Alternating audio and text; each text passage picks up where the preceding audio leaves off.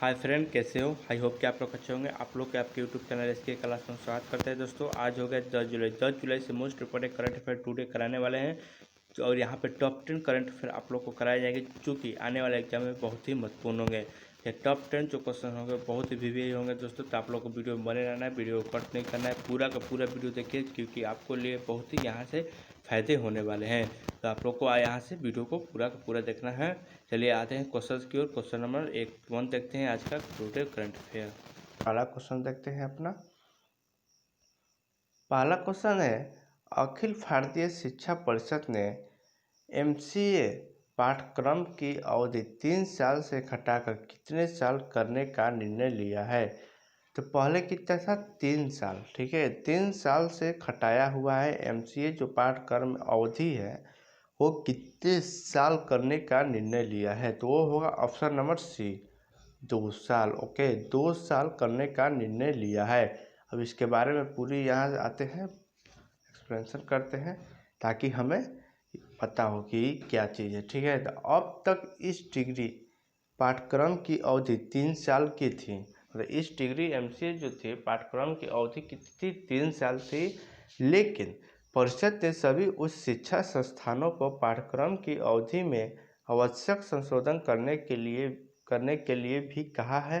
परिषद ने एक आधिकारिक आदेश में कहा कि अब 2020 और 21 से एमसीए पाठ्यक्रम की अवधि 2 साल होगी। ओके, 2 साल ही होगी 2020 और 21 से। ठीक, आई होप कि आप लोग क्वेश्चंस को समझे होंगे। आते हैं नेक्स्ट क्वेश्चन की ओर बढ़ते हैं। Question number 2।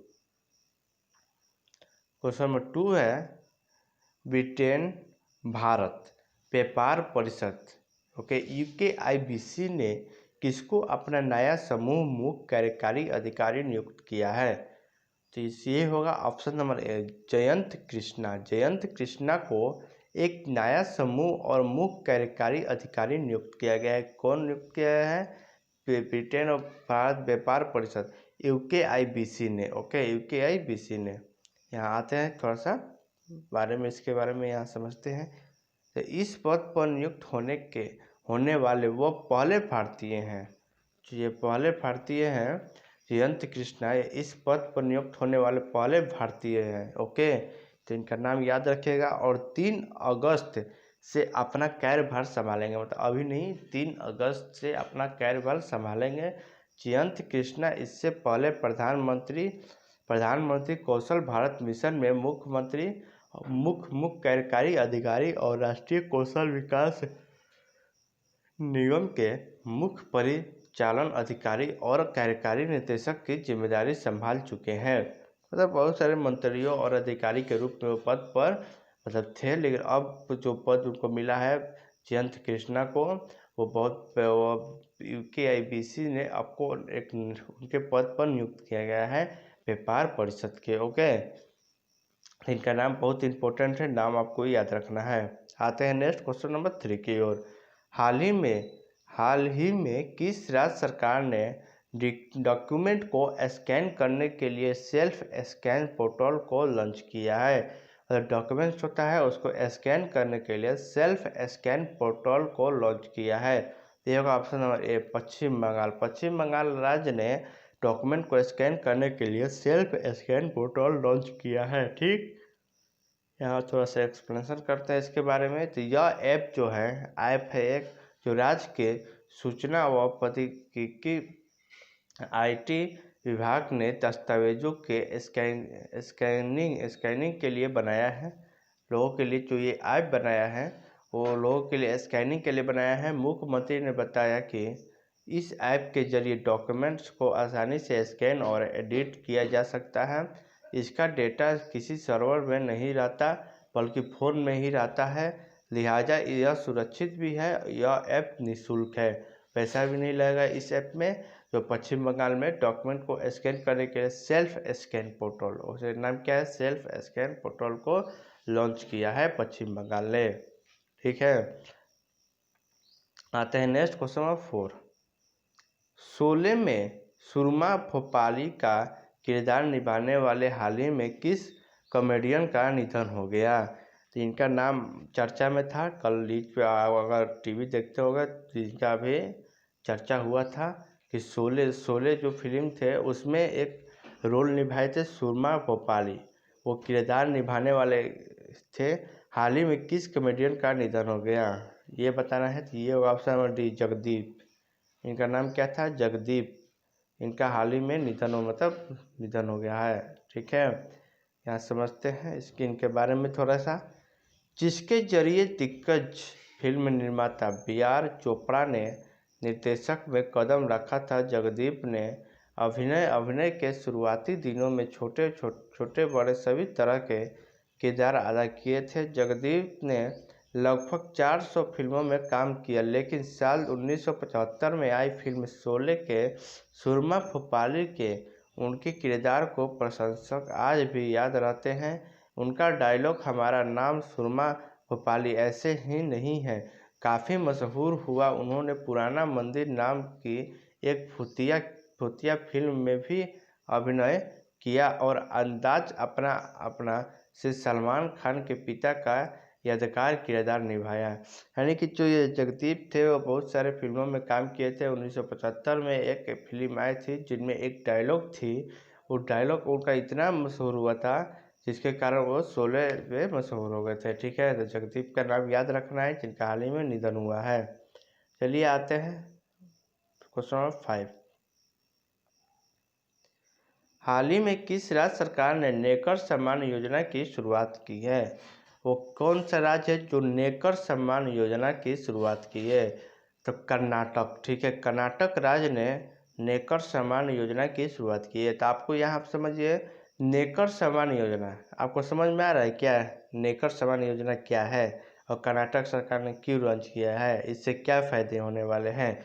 इसी कारण हम एक्सप्लेनेशन देते हैं, इसी कारण हम विस्तार से समझाते हैं ताकि आप ये समझें। ठीक है, हम आखिर नेकर सम्मान योजना है क्या, इससे क्या होगा अगर वो चीज़ समझ जाएंगे तब ही आपको याद होगा, ऐसे रट्टे से नहीं होगा नेकर सम्मान। ठीक है, तो आप लोग को इसीलिए कराते हैं कि आप लोग समझें। तो आप लोग को वीडियो को देखना है, कट नहीं करना है। ये एक्सप्लेनेशन जो कराते हैं ये भी बहुत इंपॉर्टेंट है, क्वेश्चन से ज़्यादा ये इम्पोर्टेंट है, तो आपको ये देखना है, ये नहीं तो वीडियो को आगे में भगाते चलना है। ओके, तो राज्य सरकार के अनुसार रेशम, कपास, ऊन, अन्य हथकरघा बुनकर इस योजना के लिए योग्य होंगे।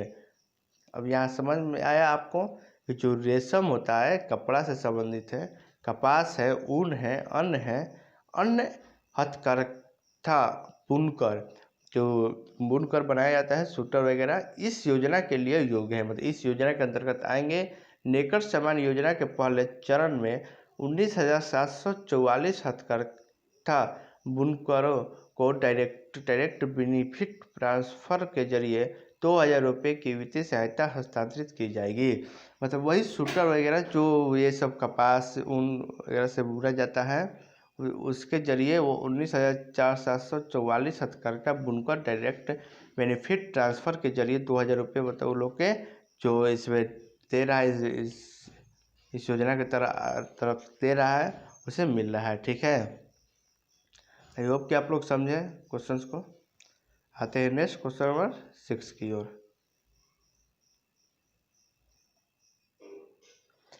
क्वेश्चन नंबर 6 है, हाल ही में किस शहर के टाटा मेमोरियल सेंटर की एक टीम ने लार के नमूनों में मौजूद आरएनए वायरस का पता लगाने के लिए रमन स्पेक्ट्रोस्कोपी का प्रयोग किया है? ये बताना है किस शहर ने। ये होगा मुंबई, महाराष्ट्र के मुंबई शहर ने टाटा मेमोरियल सेंटर की एक टीम ने लार के नमूने में मौजूद आरएनए, लार में जो नमूना आरएनए होता है उस वायरस का पता लगाने के लिए रमन स्पेक्ट्रोस्कोपी का प्रयोग किया है। किसका? रमन स्पेक्ट्रोस्कोपी का प्रयोग किया है। यहाँ आते थोड़ा इसके बारे में यहाँ समझते हैं। यह एक गैर विनाशकारी रासायनिक विश्लेषण तकनीक है। यह पदार्थ की रासायनिक संरचना, अवस्था तथा बहुरूपता और क्रिस्टलीयता एवं आणविक प्रतिक्रियाओं के बारे में विस्तार जानकारी प्रदान करती है। यह पदार्थ के रासायनिक बंधों के साथ प्रकाश की पारंपरिक क्रिया क्रिया पर आधारित है। मतलब ये एक जो है वो क्या है, ये एक गैर विनाशकारी रासायनिक विश्लेषण तकनीक है जो कि रासायनिक संरचना, अवस्था तथा बहुरूपता की स्थिरता एवं आणविक प्रतिक्रियाओं के बारे में विस्तार जानकारी प्रदान करता है। ये मुंबई शहर ने ये किया है कोरोना वायरस पता लगाने के लिए। ओके, आरएनए में। चलिए आते हैं next question number 7। Question number 7 है कि भारतीय सेना ने हाल ही में जवानों को फेसबुक, टिकटॉक समेत कितने ऐप डिलीट करने का निर्देश दिया है। ये भी कल का न्यूज था। कल का न्यूज अगर आप पढ़ रहे होंगे, टीवी में देख रहे होंगे लाइव, तो आप लोग को ये न्यूज़ सुने होंगे। ये इसलिए ताकि अपने सेना में जो भी ये सब फेसबुक, टिकटॉक, इसमें क्या होते हैं, जो भी जवान हैं अपने आईडी, अपने जीवन की कोई भी चीज़ शेयर करते हैं तो वहाँ से वो चाइना कोई चोरी न करे। ओके, डिजिटल से हम पे वार न करे, जिसके कारण से भारतीय सेना ने ये इतने ऐप को डिलीट करने का निर्देश किया था। कितने ऐप को टोटल, तो 89, कितने 89 ऐप को, मतलब 89 ऐप को डिलीट करने का निर्देश दिया है। तो पिछले दिनों कुछ से गलवान में चीनी सेना से झड़प के बाद भारत में चीनी सामानों, चीनी व्यवसाय का विरोध हो रहा था। इसके बाद सुरक्षा के लिहाज से केंद्र सरकार ने भी टिकटॉक समेत 59 चीनी ऐप को अपने यहाँ प्रतिबंधित करने जैसा बड़ा कदम उठाया। जिन स्मार्टफोन्स में यह ऐप पहले से मौजूद है उनमें ये काम करते रहेंगे। इसीलिए सेना को अपने महकमे से जुड़े सभी कर्मचारी को ऐसे सभी ऐप्स डिलीट करने का ताज़ा आदेश जारी करना पड़ा है। क्या ताज़ा आदेश जारी करना पड़ा है इसके ज़रिए, तो याद रखिएगा। इससे जो भारतीय हम लोग को सेना है, जवान है, उनसे वे डिलीट करने का आदेश दिया है ये सब ऐप को। टोटल कितने ऐप, 89, 89। चलिए आते हैं नेक्स्ट क्वेश्चन नंबर 8 की ओर। केंद्र सरकार ने हाल ही में कितने लाख रुपये का कृषि अवसंरचना कोष स्थापित करने को मंजूरी दे दी है। केंद्र सरकार जो है वो कितने लाख करोड़ रुपए का कृषि अवसंरचना कोष स्थापित करने का मंजूरी दे दी है। तो 1 लाख करोड़ रुपए, 1 लाख करोड़ रुपए। ओके, यहाँ आते थोड़ा समझ लेते हैं। तो इस कोष की स्थापना उद्यमियों, स्टार्टअप, कृषि प्रौद्योगिकी उद्यमों और किसान समूह को कृषि क्षेत्र में बुनियादी ढांचा सुविधाओं और माल के रख रखाव के स्थापना हेतु वित्तीय समर्थन देने का वास्ते किया जाएगा। तो इस कोष की स्थापना जो किया जाएगा दोस्तों, वो स्टार्टअप पे और किसान समूहों को कृषि क्षेत्र में, मतलब जो किसान के समूह है, लोग हैं, उन्हें कृषि क्षेत्र में बुनियादी ढांचा सुविधाओं और माल रख रखाव की स्थापना हेतु वित्तीय समर्थन देने की, जो किसान हैं उन लोग के लिए बहुत ही फायदे होंगे। उन लोग के लिए सुविधा देने के लिए, और जो माल है, जो भी गेहूँ वगैरह चावल रखने के लिए क्या कर रही है, इसके जरिए वो समर्थन देने के लिए वो सुविधा देगी। और कृषि अवसंरचना कोष प्रधानमंत्री 20 लाख करोड़ रुपए के आर्थिक प्रोत्साहन पैकेज का हिस्सा है, जो कि प्रधानमंत्री ने 20 लाख करोड़ रुपए की आर्थिक पैकेज है, उसमें से 1 लाख करोड़ रुपए से अधिक इसमें लगाया जाएगा। कोरोना वायरस महामारी से बुरी तरह प्रभावित अर्थव्यवस्था को उबारने के लिए इस पैकेज की घोषणा किया है। ओके, इस पैकेज की घोषणा की गई है। आते हैं next question number 9। Question number 9 है, केंद्र सरकार ने हाल ही में सार्वजनिक क्षेत्र की 3 साधारण बीमा कंपनियों के पूंजी आधार को मजबूत करने और उन्हें आर्थिक स्थिति बनाने में उसमें कितने करोड़ रुपए की पूंजी डालने को मंजूरी दे दी है, ये बताना है। तो इसका होगा ऑप्शन नंबर डी दोस्तों। कितना, ऑप्शन नंबर डी 12,450 करोड़ रुपए। कितना, आप लोग को देखिए एक बात बताते हैं।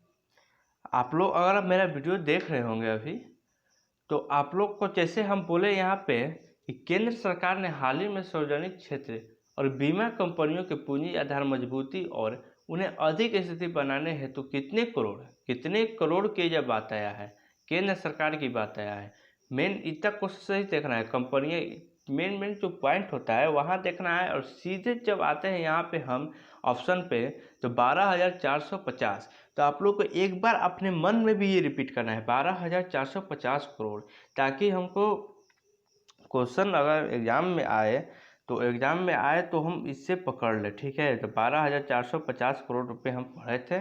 ओके, और रिपीट करना है एक बार जरूर, केवल सुनना नहीं है, रिपीट भी करना है ताकि आपको याद हो जाए। चलिए यहाँ आते थोड़ा समझते। इसमें वित्त वर्ष 1920 में किया गया तो 2500 करोड़ रुपए का निवेश भी शामिल है। इसके साथ ही मंत्रिमंडल ने इन कंपनियों के प्राधिकृत शेयर पूंजी को भी बढ़ाने की मंजूरी दे दी है। ओके, शेयर पूंजी को भी बढ़ाने की मंजूरी दे दी है। ठीक, चलिए आते हैं नेक्स्ट क्वेश्चन नंबर 10, आज का लास्ट क्वेश्चन है। क्वेश्चन नंबर 10 है, भारत के 66वें शतरंज डायक मास्टर निम्न में से कौन बने हैं? आप लोग गेस कीजिए तो क्या होगा इसका।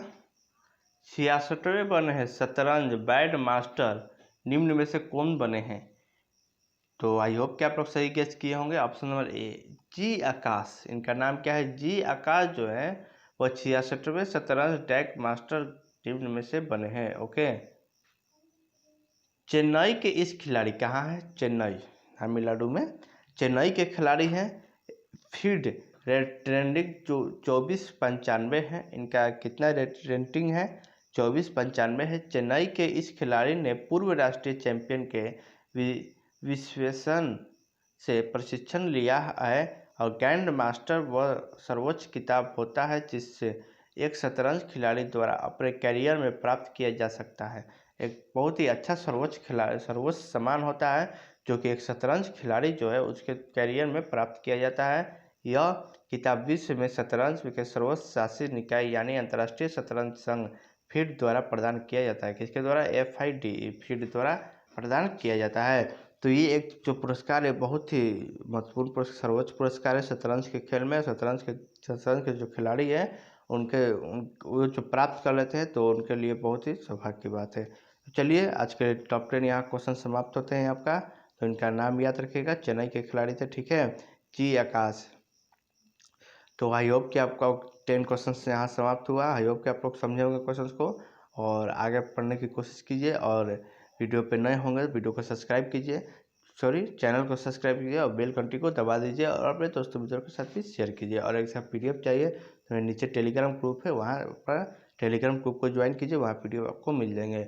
चलिए आज के लिए चाहिए। Thank you bye SK classes.